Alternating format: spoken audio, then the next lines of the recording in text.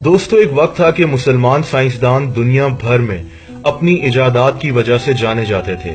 इब्न सीना, अल जजारी, मोहम्मद इब्न मूसा अल खवारिजमी और इन जैसे कई साइंसदानों ने ऐसी ऐसी चीजें इजाद की हैं जो आज के दौर में हम सब इस्तेमाल करते हैं, लेकिन हमें नहीं पता कि इनका मौजूद कौन है। लेकिन फिर एक ऐसा वक्त आया कि हम लोग साइंस से दूर होते गए। हकीकत तो ये भी है कि जिस दौर में मुगल बादशाह शाहजहां ने अपनी पूरी कौम का खजाना ताज महल बनाने पर लगा दिया, उसी दौर में बाकी दुनिया वही पैसे तालीम और साइंस पर लगा रही थी। दोस्तों, ये वीडियो मैंने एक मशहूर बरतानवी अखबार इंडिपेंडेंट के एक आर्टिकल से लेकर बनाई है, जिसका लिंक मैं वीडियो के नीचे दे दूंगा, ताकि कुछ लोग जो वीडियो को देखे बगैर ही वीडियो को फेक कह देते हैं, वो अपनी तसल्ली कर सकें। सबसे पहले बात करते हैं कॉफी की। दोस्तों, कहानी कुछ यूं है कि अफ्रीका के मुल्क इथियोपिया में रहने वाला एक अरबी चरवाहा जिसका नाम खालिद था, इथियोपिया में काफा नामी जगह पर अपनी बकरियां चरा रहा था।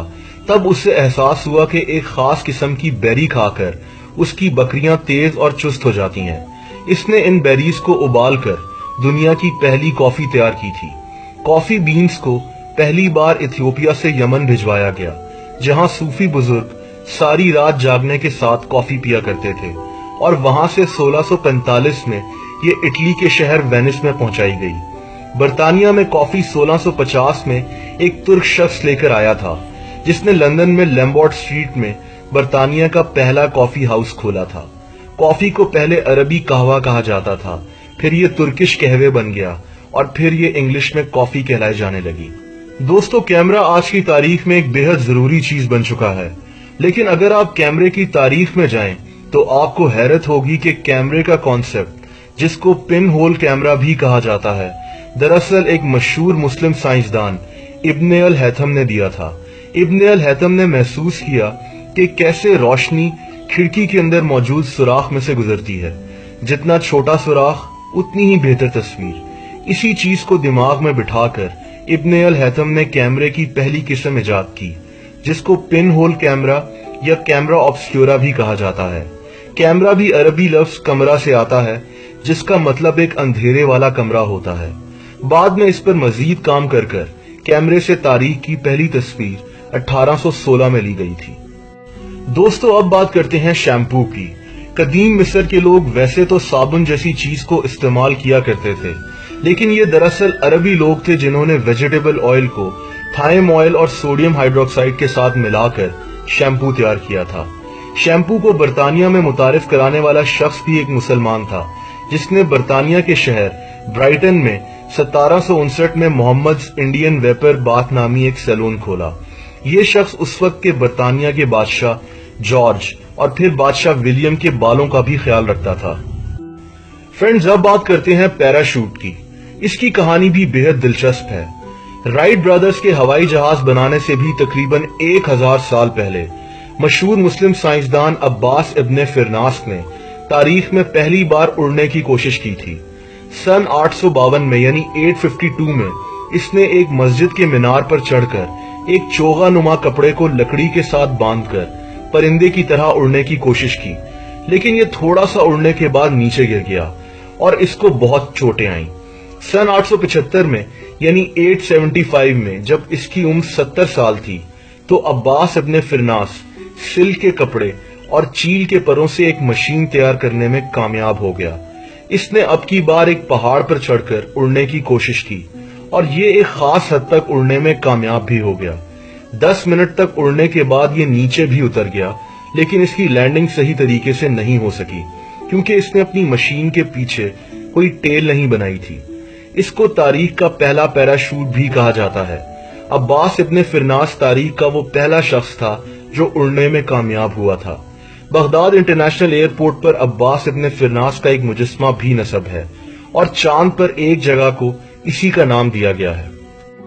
दोस्तों, फाउंटेन पेन भी दरअसल मिस्र के सुल्तान ने सन 953 में यानी 953 में इजाद किया था।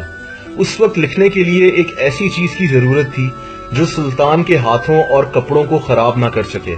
इसने इंक को एक जगह डाला और उसमें पेन की निब को डुबोकर दुनिया का पहला फाउंटेन पेन इजाद किया था।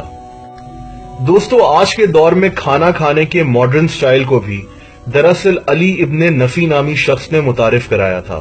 اس شخص کو زریاب یا بلیک برڈ کے نام سے پکارا جاتا تھا۔ اسی نے عراق میں 9ویں صدی میں سوپ کو پہلی بار متعارف کرایا۔ اسی شخص نے 3 کورس میل یعنی پہلے سوپ، پھر کھانا اور پھر میٹھے کا کانسیپٹ متعارف کرایا تھا۔ کرسٹل کے گلاس بھی اسی شخص نے ایجاد کیے تھے۔ دوستو آج سے کچھ عرصہ پہلے تک پوری دنیا میں لوگوں کو ان کی تنخواہ چیکس کی صورت میں ہی دی جاتی تھی۔ اب تو یہ کام بینک ٹرانسفر سے بھی ہو جاتا ہے۔ جدید چیک سسٹم کا کانسیپٹ بھی عرب سے آیا تھا۔ عربک سک نامی ایک تحریر ہوتی تھی جس کے ذریعے تاجر مال خریدنے کے بدلے پیسے دیا کرتے تھے۔ یہ اس لیے کیا جاتا تھا تاکہ بھاری رقم کو خطرناک راستوں سے لے جانے سے گریز کیا جا سکے۔ 9ویں صدی میں مسلم تاجروں نے ایک بینک سسٹم بھی بنا لیا تھا جس کے ذریعے وہ عراق میں لکھے گئے چیک کو چائنا تک میں کیش کرا لیتے تھے۔ فرینڈز، میڈیکل کی دنیا میں بھی مسلمان کسی طور پر بھی پیچھے نہیں رہے۔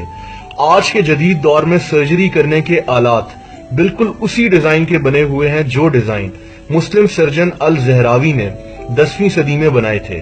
سرجیکل کینچی سے لے کر آنکھوں کی سرجری کرنے کے آلات اور ان جیسے 200 اور سرجیکل انسٹرومنٹس الزہراوی نے ہی ایجاد کیے تھے۔ 13ویں صدی میں ایک اور مسلم سرجن ابن نفیس نے جسم کے اندر خون کی روانی کو ڈسکور کیا تھا، لیکن اس کا کریڈٹ اس کے 300 سال بعد آنے والے شخص ولیم ہاروی کو دیا جاتا ہے۔ جدید دور کی میتھس بھی مسلمان میتھمیٹیشینز الخوارزمی اور الکندی نے ایجاد کی تھی۔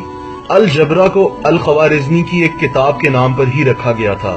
نمبرنگ سسٹم کی تاریخ ویسے تو انڈیا سے ملتی ہے، لیکن جدید دور میں نمبرز کے سٹائل کو بھی انہی دونوں مشہور مسلم میتھمیٹیشینز نے ایجاد کیا تھا۔ ان دونوں کے کام کو یورپ میں 300 سال کے بعد ایک اٹالین میتھمیٹیشین نے متعارف کرایا تھا۔ دوستو ونڈ مل ہوا سے انرجی حاصل کرنے کا ایک طریقہ ہوتا ہے۔ ونڈ مل کو بنانے کا سہرا بھی مسلمانوں کے سر جاتا ہے۔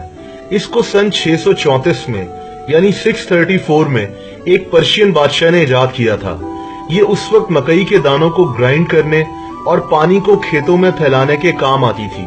جب عربی صحرا بالکل سوکھ جاتے تھے تو اس دور میں بنائی جانے والی ونڈ مل ہی کام آتی تھی۔ اس ونڈ مل کو 500 سال کے بعد یورپ میں پہلی بار متعارف کرایا گیا۔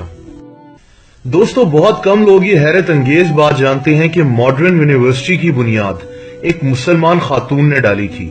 9ویں صدی میں فاطمہ الفرہی نامی ایک لڑکی نے تاریخ کی پہلی یونیورسٹی کی بنیاد رکھی تھی جو کہ باقاعدہ ڈگری دیتی تھی۔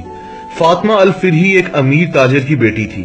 فاطمہ نے اپنی بہن مریم کے ساتھ مل کر اس یونیورسٹی کو کافی پھیلا لیا اور اس کے ساتھ ایک مسجد بھی تعمیر کروا لی۔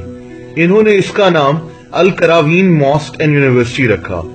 1200 سال سے قائم یہ یونیورسٹی ابھی بھی موجود ہے اور یہ دنیا کی سب سے پرانی یونیورسٹی ہے۔ دوستو گھڑی کو ایجاد کرنے والا شخص بھی ایک مسلمان تھا جس کا نام الجزاری تھا۔ الجزاری کا تعلق ترکی کے شہر دیار باکر سے تھا اور یہ اپنے دور کا بہت بڑا انجینئر تھا۔ الجزاری کو ماڈرن آٹومیٹک مشینز بنانے کا موجد بھی کہا جاتا ہے۔ سن 1206 تک یعنی 1206 تک الجزاری بے شمار گھڑیاں بنا چکا تھا۔ یہ گھڑیاں مختلف سائز اور شیپ کی ہوتی تھیں۔ یہ گھڑیاں نماز اور اذان کا صحیح وقت جاننے کے لیے بھی کام آتی تھیں۔ دوستو ماڈرن پرفیوم بنانے کا سہرا بھی ایک مسلمان کیمسٹ الکندی کو جاتا ہے۔ الکندی ایک میتھمیٹیشین، ایک کیمسٹ اور فلاسفر بھی تھا۔ الکندی کی کتاب میں خوشبودار تیل بنانے کی 100 سے زیادہ ترکیبیں لکھی ہوئی ہیں۔